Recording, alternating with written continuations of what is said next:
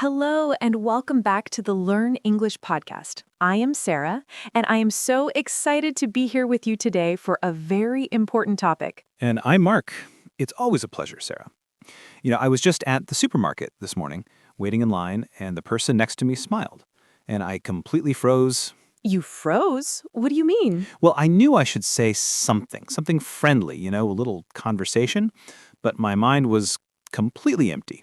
I just smiled back and looked at my shoes. It was a little awkward. Oh, Mark, I think everyone knows that feeling. That moment when you want to make a friendly connection, but you don't know what to say. That moment is exactly what we're talking about today. That's right. We're tackling a universal challenge. Today on Learn English, we are going to learn all about making small talk. Small talk is the art of having a light, friendly, and short conversation with someone you don't know very well. It's not a deep discussion about life, it's just a friendly chat. And it is so useful. You use it with neighbors, with people in a waiting room, with cashiers, with colleagues you meet in the kitchen. It makes life more friendly. We have broken this down into 4 simple parts to make it easy for you. First, we will talk about how to start a small talk conversation, the perfect first line. Then we will explore the best and safest topics for small talk. What can you talk about with anyone? Our third topic is all about how to keep the conversation going. What do you say after hello? And finally, we will learn how to end a small talk conversation politely and smoothly. How do you say goodbye without being rude? And as always, we will finish with a big vocabulary review of all the key phrases you need to sound natural and confident.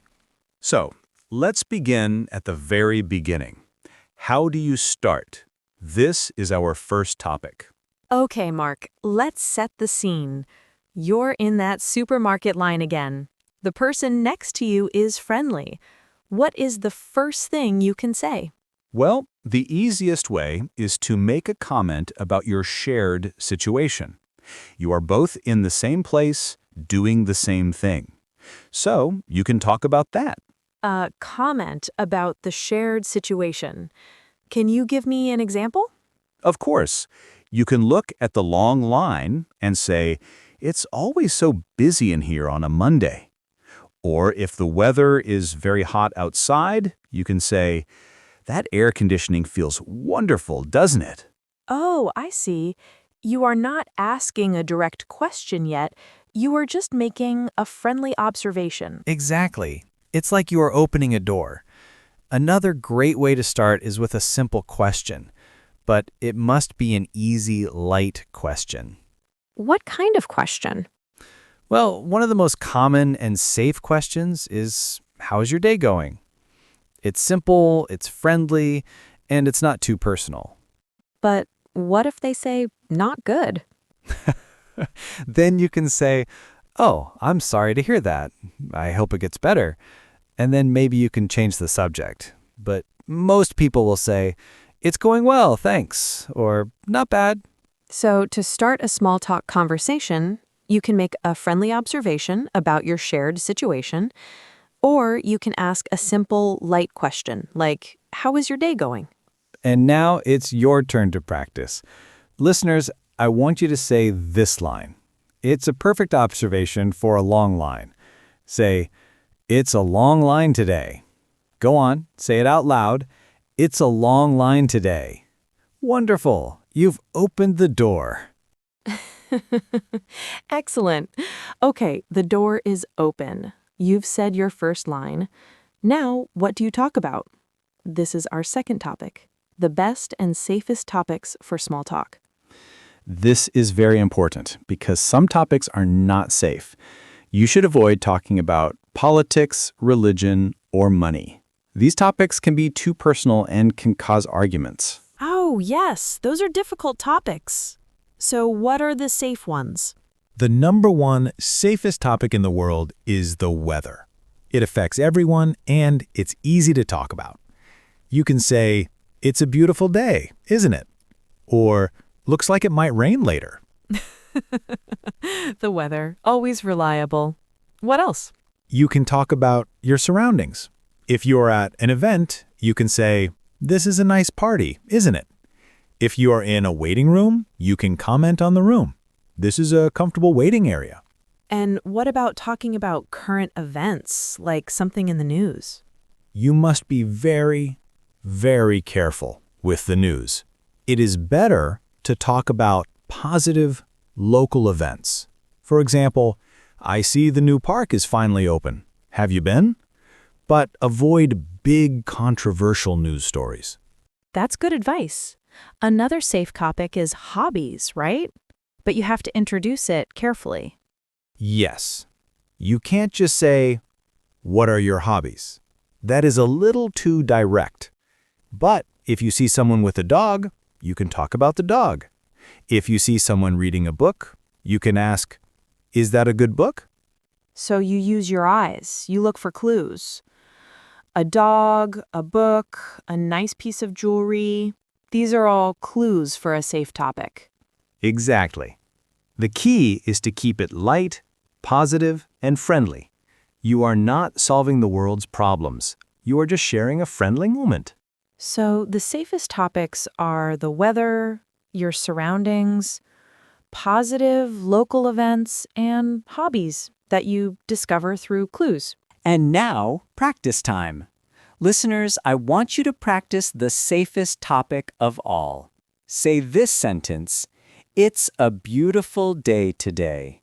Say it with a smile in your voice. It's a beautiful day today. Perfect. Great job. Okay, so you've started the conversation and you have a safe topic, but the conversation is only one sentence long. How do you keep it going? This is our third topic, continuing the conversation. This is where many people get nervous, but there is a simple secret.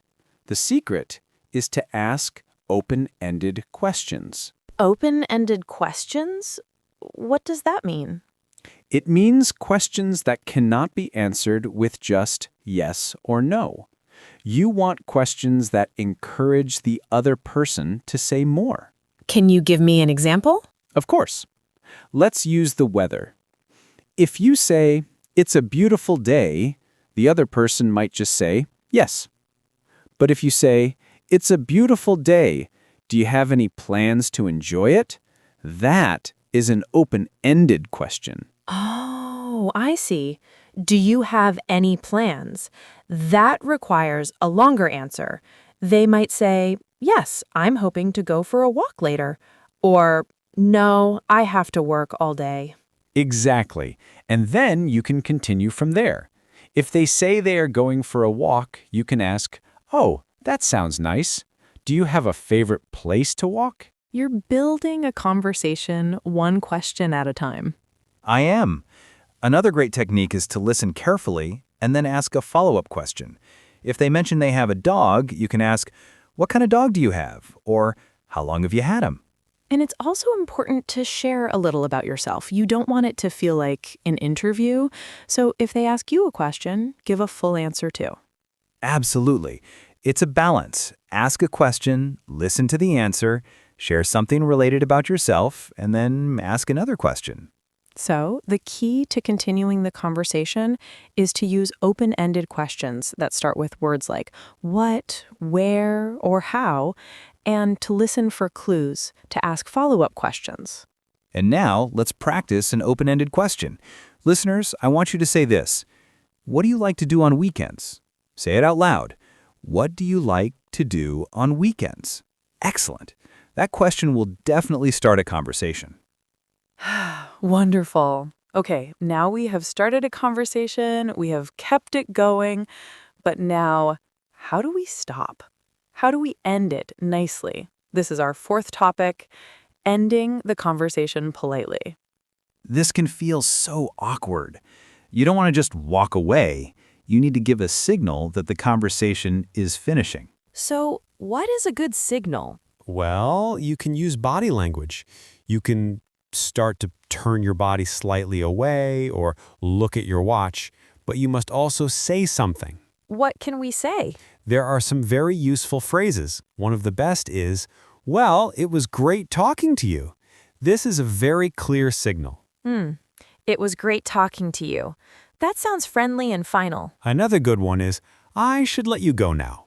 This is very polite. It implies you are respecting their time. Or you can give a reason. You can say, well, I'd better get back to my shopping, or I need to run to my next meeting. Exactly. And then you always finish with a future wish. You say, have a great day, or enjoy the rest of your weekend. So it's a 3-step process. First, give a closing phrase. Second, give a small reason if you want. Third, give a friendly wish for the future. That's it. It's smooth, it's polite, and it doesn't feel sudden. You are both left with a positive feeling. So, to end a conversation, you can say, well, it was great talking to you. I'd better get going. Have a wonderful day. And now for our final practice in the main lesson. Listeners, I want you to say this closing line. It was great talking to you. Have a good one. Say it. It was great talking to you. Have a good one. Perfect. You have learned so many useful phrases today. Now it is time to review them all in our vocabulary review. Mark, are you ready? I am ready, Sarah. Hello, everyone. Welcome to our vocabulary review. We will go through 12 essential words and phrases for making small talk. We will say the word, give the meaning, and use it in a new example sentence. Let's start with our first phrase, small talk. This is light, friendly conversation about unimportant topics. For example, I made some small talk with my neighbor about her garden. Observation. This is a comment about something you see or notice. For example, I made an observation about the busy traffic. How's your day going? This is a common and friendly way to ask about someone's day. For example, he smiled and said, "How's your day going?" Safe topic. This is a subject that is not personal or controversial. For example, the weather is always a safe topic. Surroundings. This means the things and environment around you. For example, we talked about our pleasant surroundings in the park. Open-ended question. This is a question that requires more than a yes or no answer. For example, what brought you here today is an open-ended question. Follow-up question. This is a question you asked based on the person's previous answer. For example, she said she liked hiking, so I asked a follow-up question about her favorite trail. It was great talking to you. This is a polite phrase to signal the end of a conversation. For example, well, it was great talking to you, but I have to go now. I should let you go.